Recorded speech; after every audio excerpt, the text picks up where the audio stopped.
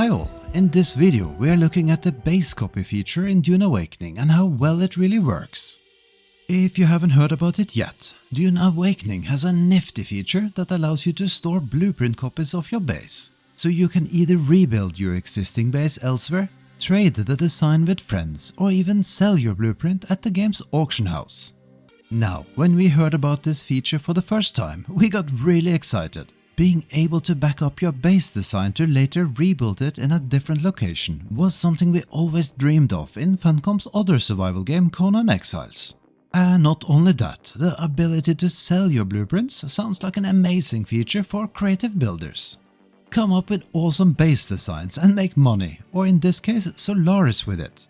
It certainly sounds great in theory, but how well does it work in the actual game? Well, let's find out. Before we get started, we have more Dune Awakening videos on our channel, so make sure to subscribe and hit that bell to not miss out on essential guides and tips. After you have learned how to build a base, you will be able to unlock a schematic for a Solido replicator in your research menu. This is the tool that allows you to take and store a copy of your base's blueprint. For you to be able to copy a base blueprint, you also need to be either the owner or co-owner of the base, as lower permission levels can't. This means you can't simply copy bases you come across in the world, unless you have at least co-owner permissions, of course. And lastly, the tool will only copy the actual building pieces, not workstations or other placeables, so it's really just a blueprint for the actual building. Now, let's have a look at how it works. With the tool equipped, target your base and click your left mouse button to copy it. You will now have the option to either place the base or forget the blueprint. If you unequip the tool, the blueprint will remain stored in it. If you hover over the Solido replicator, you will see that it shows the name of the copied base. You can also store it in your inventory or storage. And now comes the really cool thing. If you press Y for preview, you see a small 3D preview of the base blueprint. That's pretty awesome. From here, you can also rename the stored blueprint, which is useful if you create copies of various bases and if you want to sell your designs at the auction house, or Chome Exchange as the game calls it. Oh, and you can of course also make multiple copies of the same build. You simply need one Solido replicator per blueprint copy, and those are really cheap to craft. But let's have a look at how placing the blueprint works. Go to a location where you have claimed a piece of land, equip the Solido replicator and place the blueprint. You can even walk around and check if you're happy with the placement before confirming it. Once done, you can switch to your construction tool and fill the holograms as usual. By the way, this process will consume the Solido replicator, so think wisely when you place and confirm it. Now, to show you some different examples, we built a small base on pillars, and a small base with a flat bottom of foundations. When placing the blueprint for the small pillar base, you can actually see that the building adapts to the terrain by adding additional pillars.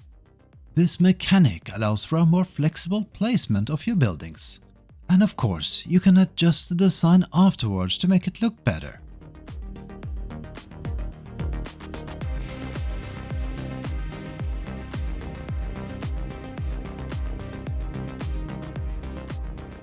The same happens when we place the other small base that has been built on foundations. When we try to place it on a piece of land that has an incline, it automatically adds more foundations. Now, just to be clear, this hasn't always worked for us. For example, when we tried to place our larger base on a smaller land claim with less flexibility, we had issues with lack of support preventing placement. So how well it works will depend on various factors, like how big your base is, how large your land claim is, and how challenging the terrain is. Bases on pillars might actually provide more flexibility, as there are less elements that can get blocked. And keep in mind that you can't, or better shouldn't, build on the open sand, since the sandworm will otherwise come and devour your base. So you are a bit restricted when it comes to finding nice flat building areas. However, with the fairly flexible and adaptable placement mechanic of the blueprints, we actually see promise here. and this could work out better than what we expected. Now, you might wonder what happens if you acquire a blueprint copy that utilizes pieces of a building set you don't own.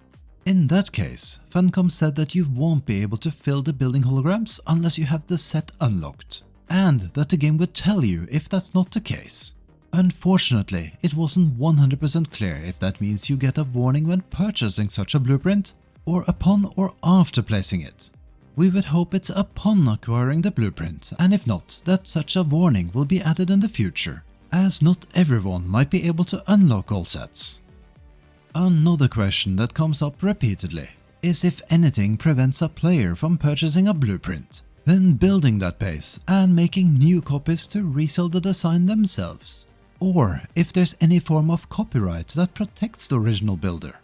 Funcom answered this by explaining that there is currently no form of copyright protection, and anyone can copy the base they build from a blueprint and resell it again. They also said they would monitor how this plays out once the game is live, but from their initial reaction, we actually have the feeling they didn't consider this possibility when designing the system. And that's it. What do you think of the base copy feature? As always, if you like to see more content from us and want to support our channel, please consider giving us a thumbs up, subscribe or become a member of our channel.